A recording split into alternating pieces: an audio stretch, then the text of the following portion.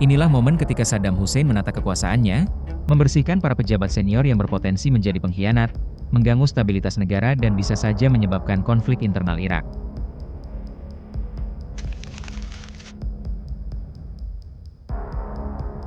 Peristiwa yang dikenal sebagai pembersihan Partai Ba'ath 1979 atau insiden Holt Hall sering dicatat sebagai momen penentuan dalam sejarah Irak modern.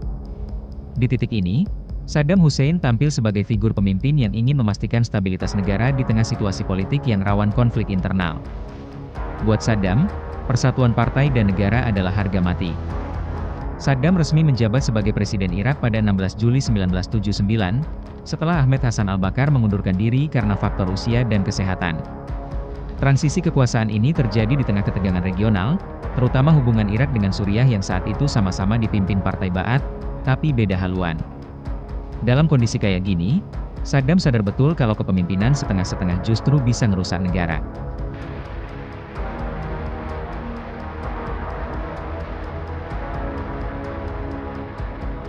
Sebagai langkah awal, Saddam merasa perlu menertibkan internal partai. Menurut dia, negara nggak bakal jalan kalau elitnya saling sikut dan main agenda sendiri. Maka digelarlah pertemuan besar di Al-Holt Hall, Baghdad, pada 22 Juli 1979. Secara resmi, ini adalah forum konsolidasi dan klarifikasi, bukan sekadar rapat biasa.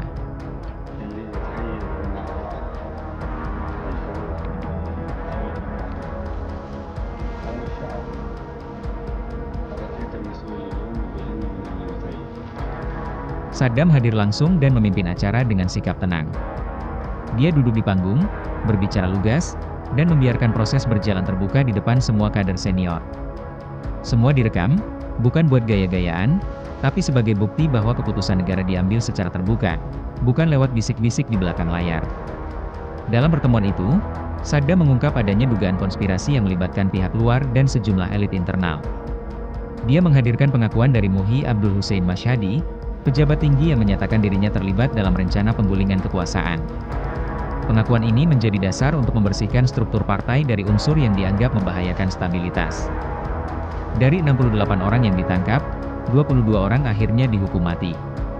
Pelaksanaannya melibatkan anggota partai lain yang masih bertahan, sebagai bentuk penegasan bahwa keputusan negara harus dijalankan bersama dan tidak boleh dibantah. Semua kejadian itu direkam dan disiarkan ke seluruh negeri lewat televisi pemerintah. Dengan tujuan menunjukkan bahwa pemerintah sedang membersihkan internal partai dari kelompok yang dianggap membahayakan persatuan. Muhammad Manaf Yasin, Hasan Mahmud Taha, Hamid Abdul Latif, Khalid Abd Uthman.